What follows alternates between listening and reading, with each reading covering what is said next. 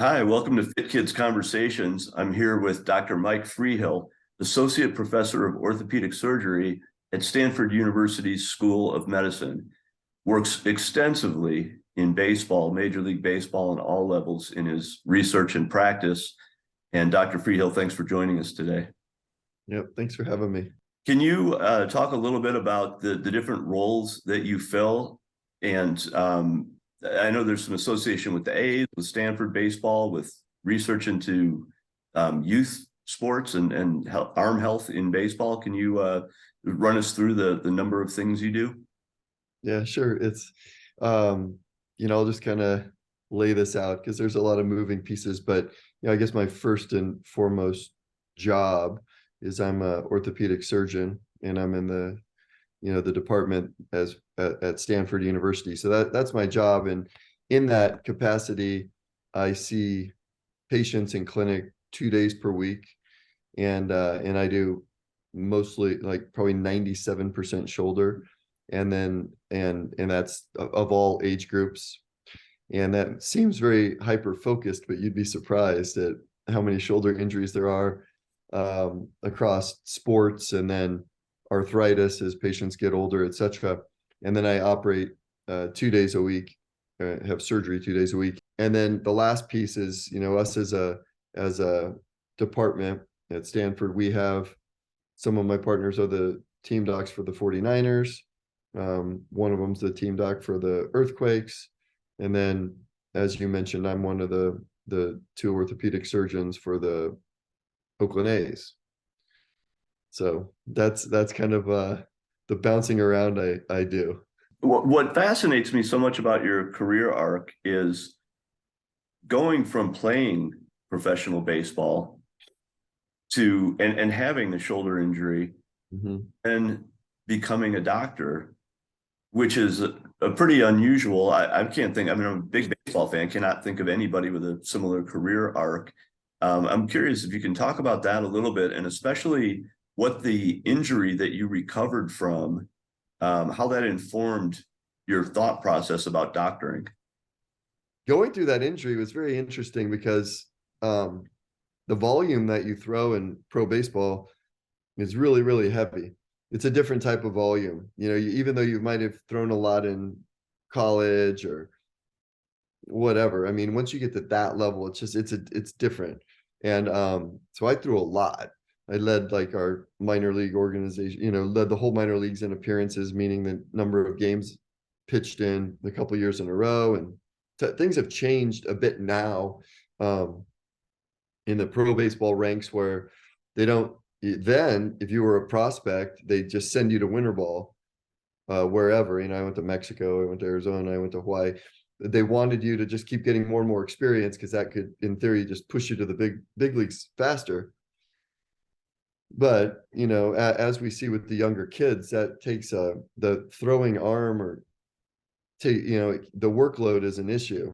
So my shoulder started to get it was hurting all the time, and you kind of overcome it. And I overcame it for a while, and I was on the major league roster. I guess you'd say there's a 40-man roster, and then the 40-man roster goes to spring training, and they cut it down to 25. Now it's 26. And then so you have 15 guys who are on the major league roster going to AAA, which is one level below, or AA. And if somebody gets hurt, you're already on the roster. They just call you up. And that's the advantage of being on that 40-man roster, is your insurance is different. You get paid a little bit different. So there's benefits to that. And when I ultimately got hurt, I was on that 40-man roster. So that helped, because I was right there. But it was very hard because I was so close to kind of breaking through to the big leagues, generally speaking. So for me personally, because I had signed after my senior year, that mentally plays a game with you, right? Because then you're going to have surgery, then you have to come back from surgery, then you have to climb this mountain again. And at the same time, I need to get back to medical school and all those dreams that I have. So, it was very interesting. And I think but you learn so much, and as hard as it was at the time, and this is unfair, and how can this happen to me, blah blah, you you take these experiences, and this can be applied to any profession or any aspect of life, and use it for us, use it as a strength. Because there definitely is an element when people are injured, you're kind of just moved to the side, especially as an athlete, or the train keeps rolling, right? Then you were part of that. You were a passenger, and now you're thrown off. And it's easy, that would be one, principle that I think about if have operated on an athlete, and in communicating with him or communicating with his family, that there's those emotions in play. It's not just you're injured, you have surgery, you come back. There's a lot mentally going on behind the scenes, and I think that's a valuable lesson to learn. And I also think that having gone through surgery myself, and the ups and the downs of that, you feel good one day and you feel terrible the next day, and it doesn't feel the same. You're not as good as you once were. There's a lot of those factors that go in, and again, that's more on the mental side. But I think that taking care of athletes, especially baseball players, that having gone through that, the ability for me to communicate with them, and for them to have some reassurance that I've gone through this myself, I think is a strong benefit that I may add. That's a whole new level of empathy that I'm sure filters into bedside manner, and as you said, communicating with the family as well. That's got to be a huge advantage relative to doctors who may have played the game, but not at its highest level, and not understanding firsthand what the athlete is going through in terms of the mental emotional stakes. Yeah, no, it's true. And there's pro baseball is like I was very fortunate to have the opportunity to do it. I'm very thankful for that, but it's hard. It's a grind. It's very difficult. And I used to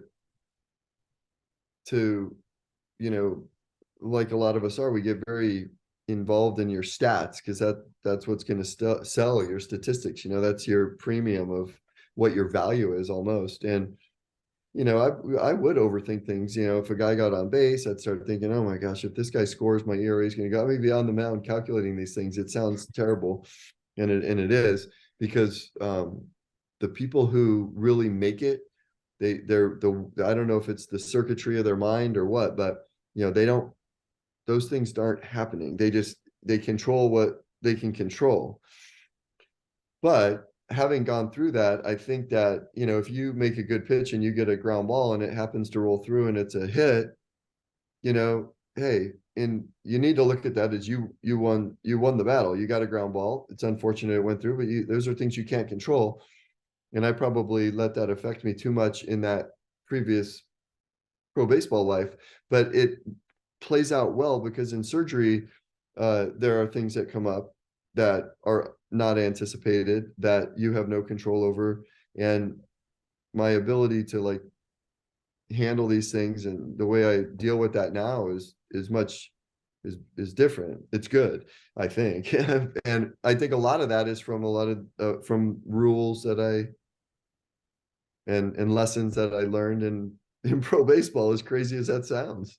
No, that makes perfect sense. And let's face it, the stakes are higher, when you're performing surgery. Yeah, exactly. And the other aspect to all this is you alluded to a lot of my research, and I have a lot of research in a lot of different areas of the shoulder, but what I'm most passionate about is the young throwers, and that's a huge issue in the United States. I mean, if you take sports medicine, the really big ones are concussion, the young throwing arm injuries, and then the younger female athletes with the ACL tears. So there's some ones that are they're higher, they're more of an issue, because they're happening too frequently. And the arm, injuries is a real problem. And unfortunately, I think that a lot of times it has to do with just the education of kids and their families and their coaches. We know that doesn't exist, and we're not doing a good job. We try to, from the sports medicine standpoint, to really sell, hey, playing multiple sports is good. That's what you should strive for. You should play as many sports as you can when you're young, and develop as an athlete. And then, as you get higher up, then you start to specialize. And it's a hard lesson to learn, because it's if you have a talented child and they really like one sport, and you think that if they're only doing that sport, they're going to get so good that that's going to lead them to the promised land.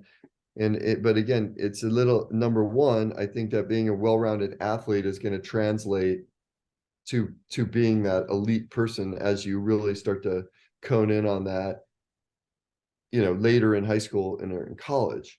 And the other one is the throwing arm. There's only so many bullets it has. So you got to be very cautious. It's not something that you can do all year round. And I just think that that's misinterpreted tremendously.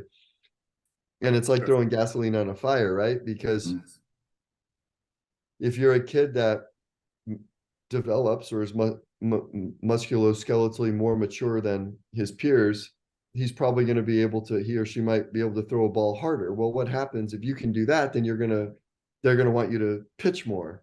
And then you're having all this success, but you're pitching more. And then like, well, why do I want to go play other sports when I can go do this? And everyone loves it.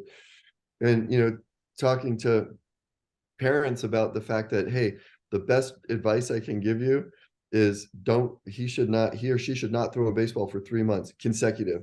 And you would think that the world is ending. How can they improve? How can that be good? And I'm telling you, it's the key. The arm needs to rest and let your body build back up. Go play another sport, or go do your workouts and improve as a complete athlete, and balancing of your muscles and your mobility and laxity of your joints, etc. Stretch. I mean, those are things that can really propel you. And guys that make it to the highest levels, that's what they do more times than not. So pitch count is a big deal, and I saw in your bio that you consult with Major League Baseball for youth on pitch count, if I've got that correct. Yeah, they did a good job of trying to set some kind of boundaries with level 5 evidence, let's call it expert opinion. I was still training when that was going on, but those are a lot of the people that were on that are colleagues of mine. But there's not a lot of science behind it. And that's what interests me. Like, if you watch a Major League Baseball game, if the pitcher starts to get close to 100 pitches, some random arbitrary number, 100, then they're thinking, oh, well, maybe we need to get the bullpen ready, somebody to come in to pitch. And, if you're, a really, 6'2", 180-pound pitcher, does that number 100 mean the same as if you're 6'6", 240 pounds? And these are the problems. But then when you go down into the little leagues and start looking at those pitch count recommendations, a 10-year-old, the pitch count recommendation is 75 pitches. Now, I think that's a little high, knowing what I know. 75, we're worried about 100 with a major league pitcher. 75 for a 10-year-old, that doesn't count how much they threw before the game, the pitches they're throwing in between innings. And that was part of, so I just wanted to get more granular. Like, let's get some science behind what should these pitch counts be? Is it pitch count or is it throw count? Is it the number of throws you make? And take that one step further, is it the number of throws, or is it the number of high intensity throws or pitches you make? And on a side note, I one of these studies that was funded by Major League Baseball, I had this custom sensor that we put on, so they could wear it under their uniform. We had a algorithm to be able to count every single throw a kid made. And then we could determine just by the pitching charts, etc., how many of those were pitches in a game or pitches. So on a day that a 10-year-old kid pitched, it was only 22%. His pitches were only 22% of the total throws he made.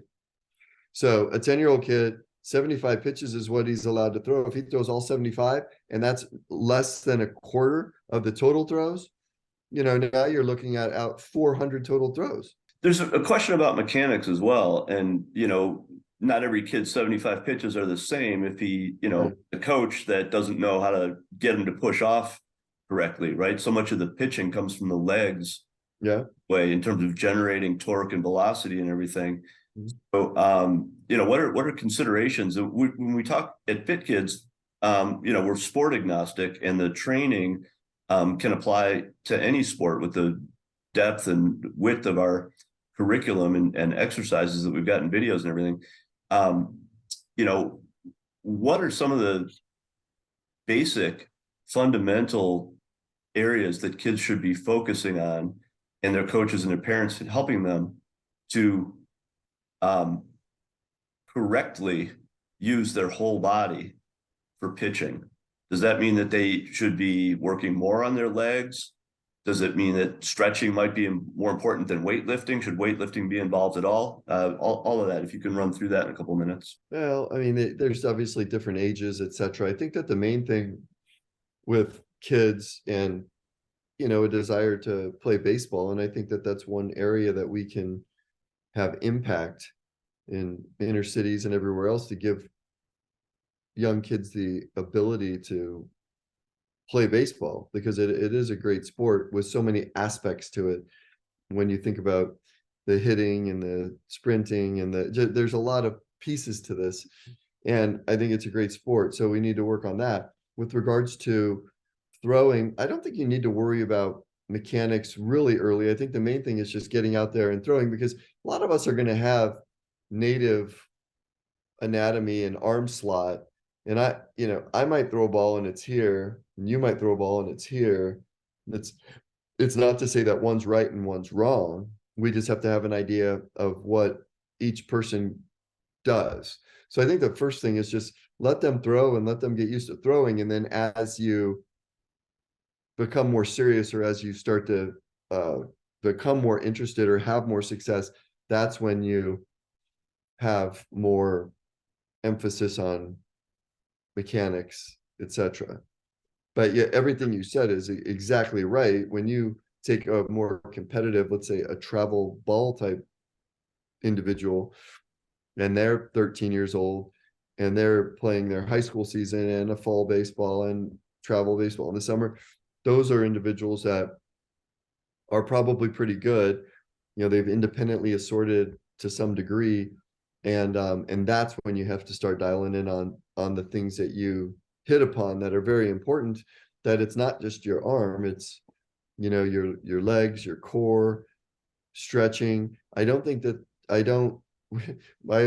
a conversation with my own son about the type of weightlifting you do at different age groups. Weightlifting is incredibly important, but at what point do you start to, like, what are those lifts? It might be different, much like in a football player. The lifting protocol or approach is probably different for an offensive lineman than it should be for a wide receiver, because they're different types of athletes playing different positions with different skill sets. So I think that being active and stretching and lifting and doing things to make yourself stronger, those are all incredibly important. In baseball, we like to call it maintenance. A lot of times during the season, your muscles are going to shift. You're going to have imbalances. When you talk about the shoulder with 20 plus muscles going across it, there's a dynamic circuitry going on. And if some of those muscles start to fatigue, other ones are going to compensate. And this is how things start to spiral out of control. When I see these throwers come in and they have an elbow pain, everyone thinks, oh, it's the Tommy John ligament and something needs to be done. 90% of the time you go through a physical exam, looking at their core, looking at their leg strength, their ability to balance, looking at the way their scapula tracks. Usually there's something upstream, numerous things, quite frankly, that are leading to the downstream effect. It's not that his elbow is structurally damaged, it's that his elbow's hurting because all these things going on upstream are out of balance and out of whack, and they're taking a toll at the elbow. I'm curious about if you could recommend and try to draw a little bit strictly from the Fit Kids curriculum, which is a lot of body weight, head to toe, and then some of the equipment, such as kettlebells. And for our, K-8 program, it's mostly kettlebells that are either 5 pounds or 10 pounds. What are the actual specific moves or stretches that you think would contribute overall to healthy body, especially when it comes to baseball? If you could literally demonstrate even, by moving your arm with a stretch or anything like that, I would love to see it. As far as kettlebells, the one thing that I don't like, the heavier kettlebells going out away from your body a lot. So, for me, a 10-pound kettlebell, you could hold those at your side and do squats. And that would be, even if you do body weight squats, you can really build your leg strength. So that's what I would do with those. You can do lunges with like the 5-pound kettlebells, because again, these are dynamic motions and movements that are going to strengthen your core as well as your legs. With regards to the upper body strength or arm strength, a lot of these stretches, over the top stretches, and I think that just the one movement that's good, what you can also do with kettlebells is you want to keep the scapula muscle strong. So the kettlebells where you're just shrugging up, and then also pinching your shoulder blades together, pretend like there's a pencil between your shoulder blades. Those things are going to help those scapular muscles, which are so important for keeping everything balanced, that unfortunately a lot of times we neglect. That's excellent. Really, really cool advice, and I appreciate your demonstration. I wish you had a kettlebell there as well, but maybe that'll happen a bit later. The last thing I got to ask, and we've got just a few minutes left, is the just any broader general recommendations, not necessarily related to shoulder or elbow, but for overall fitness for kids, and why they should keep moving, and what are some of the best things that they can do to ensure just overall future health. Yeah, I think it's a huge problem, and it's really important. I think that it's a great outlet for kids away from their studies. It's a great outlet for kids away from what might be going on in their life. But I think that just finding a way to be outside and moving and exercising, just even for 20 minutes a day is so beneficial. If you have access to a basketball court, if you like, if you want to play baseball, get a ball and throw it, and and then say, what, I'm going to do 20 throws. I'm going to work on throwing it, warm up and throw it as far as I can, and then I'm going to just run and get the ball and then come back the other way. You can find ways that you're having fun, but still exercising. Getting against a wall where you're hitting a tennis ball up against a wall, same thing. It's just moving. And just, I think that it's very important for kids to understand that you don't have to have a gym, or you don't have to have a court or a field. You can still do these things just in very small areas, just doing squats, doing sit-ups, and I think that's important to know. And those are things that I would say are valuable and should be taught. And I think, unfortunately, not a lot of younger kids especially realize that. It's either you can go to the weight room or you can't work out. And that's not the case. There's a lot of workouts that you could do that we can put together that are 15-minute or 20-minute workouts that you don't even need a weight for. You can just use your body weight in the little corner of a room. Well, that's music to Fit Kids' ears, because that's exactly what we do. Yeah. I want to thank you for your time here. We're just about running out, and you've given some fabulous insights, and it's much appreciated.